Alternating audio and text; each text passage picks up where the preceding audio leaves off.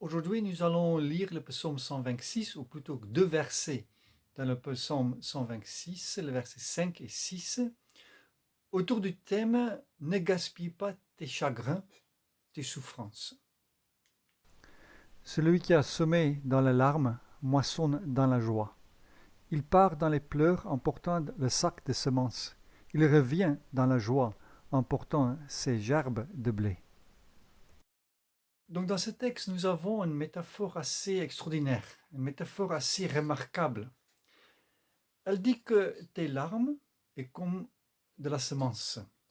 Quand elle est semée, comme il faut, elle peut te récolter de la joie. Elle peut t'apporter une récolte de joie. Les implications de cette métaphore sont les suivantes. On peut peut-être imaginer les implications sont les suivantes.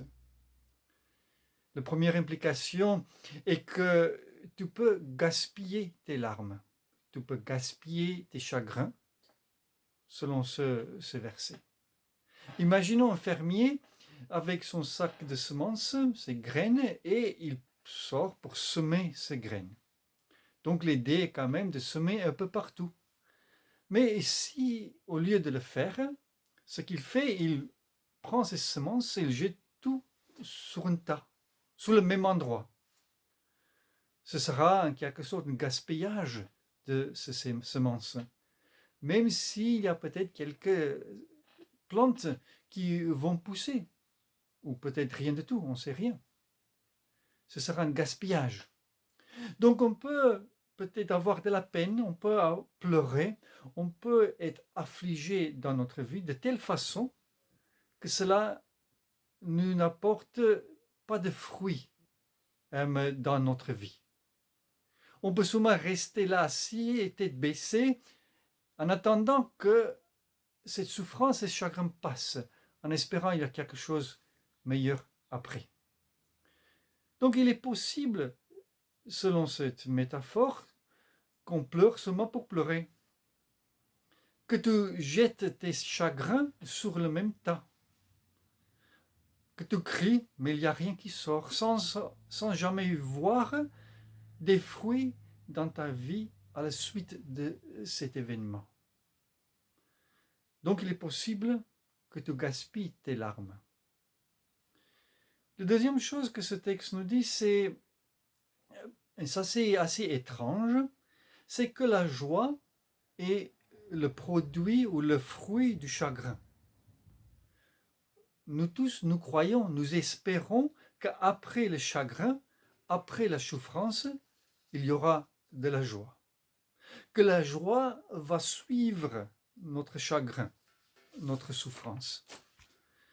Il y a des versets dans la Bible où il y a écrit par exemple dans le psaume 30, verset 6, le soir, il y a encore des pleurs, mais le matin, c'est un cri de joie.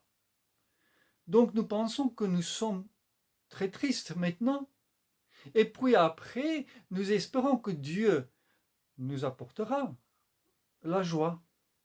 Après notre tristesse, après notre souffrance.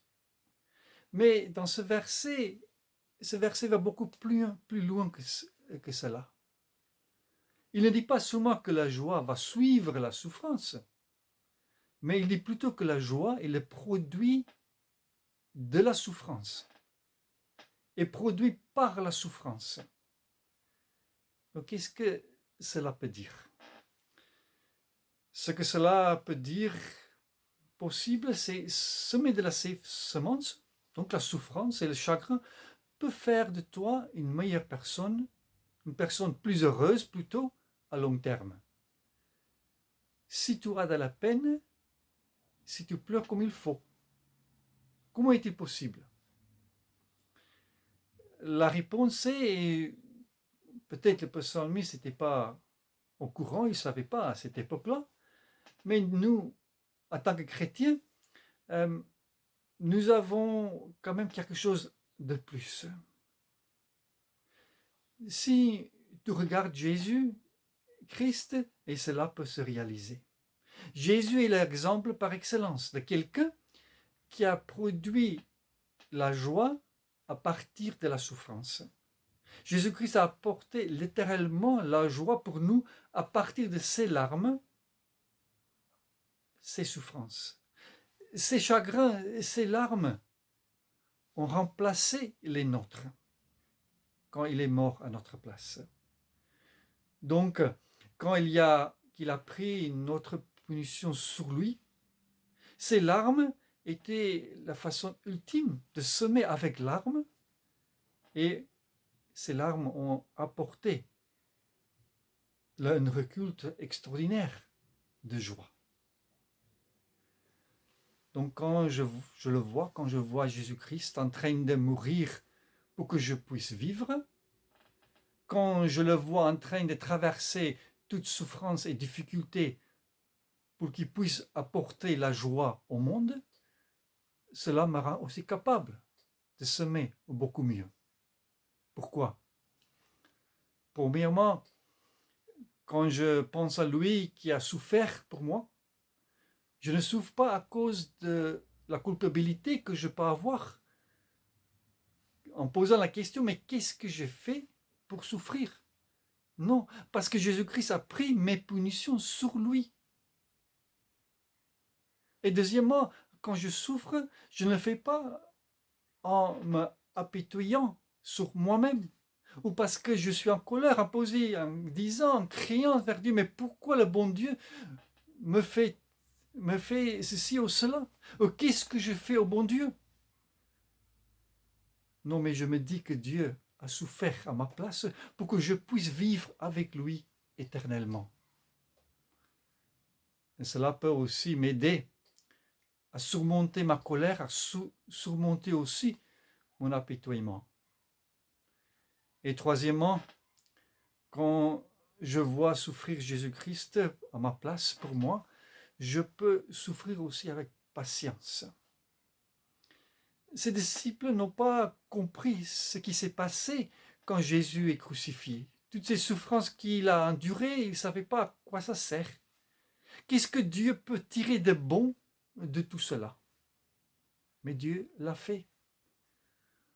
On peut prendre un exemple dans le milieu sportif où il y a tout un plan d'entraînement qui aboutit à une épreuve, à une compétition. Et tout au long, il y a des gestes à faire, des souffrances à traverser, différentes sortes de gestes pour être prêt pour ce jour J quand on doit participer à une compétition. Et c'est un peu aussi comme ça avec ces épreuves qui peut nous aider pour aller vers le mieux. Donc quand je vois Jésus en train de souffrir pour moi, cela me rend aussi patient.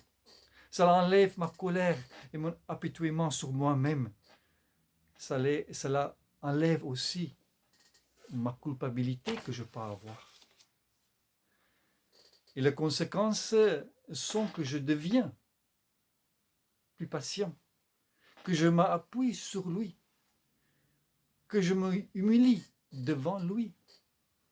Et à la fin, quand tout est passé, le chagrin, la souffrance, la difficulté créent une nouvelle ressemblance à Jésus-Christ. Une capacité de faire davantage confiance à Dieu plutôt qu'à moi-même. Jésus-Christ était l'exemple par excellence de quelqu'un qui semait des larmes et qui récoltait la joie.